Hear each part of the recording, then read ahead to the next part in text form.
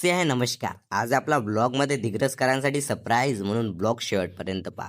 तर नमस्कार. आजचा ब्लॉग पौरादेवी जाताना नाही तर वापस दिग्रसला येताना आहे. काय तुम्हाला रोज रोज पौरादेवी जाताना लागू आणि रस्त्यात लागला आपल्याला पाऊस, पण देवाच्या कृपेने ते जास्त नसल्यामुळे आपण येऊ शकलो दिग्रसला. दिग्रसमध्ये आलो आणि कपिलला सोडलं आपल्या मानोरा चौकमध्ये आणि निघालो घरी जाण्यासाठी.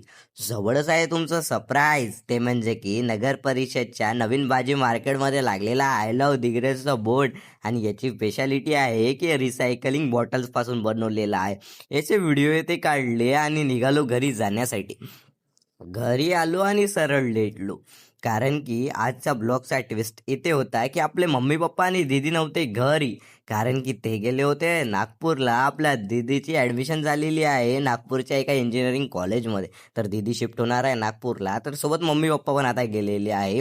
कपडे ते चेंज केले आणि आपल्याला लागली होती थोडी भूक. तर मग लागलो जेवण करण्यासाठी, ते सोबत TM कोसी पाहात. थोडी संध्याकाळ झाली ना, आपण शूट करायला लागलो आपला नवीन व्हिडिओ. तेच तुम्ही लवकर आपल्या इन्स्टा आणि यूट्यूब पेजवर पाहणार आहे. रात्र झाली आणि आपला मेसचा डब्बा आला. त्यामध्ये आलं होतं पोळी सोबत कांदा, लिंबू आणि काकडी आणि ठेचा. त्यासोबत आलं होतं बेसन आणि खिचडी. आणि आपल्या क्रेविंगसाठी आपल्याजवळ होतं नाचोज. आणि मग करायला लागलो जेवण. जेवण येते झालं आणि लगेच झोपलो. सकाळी उठलो आणि थोड्याच वेळात करायला बसलो एडिटिंग. आता करतो मी एडिटिंग. आणि जर तुम्हाला या छोट्या क्रिएटरला न्यायचं असेल पुढे, तर या चॅनलला फॉलो आणि सबस्क्राईब करून घ्या. आणि आज होता आपला 360 डेचा डे 37.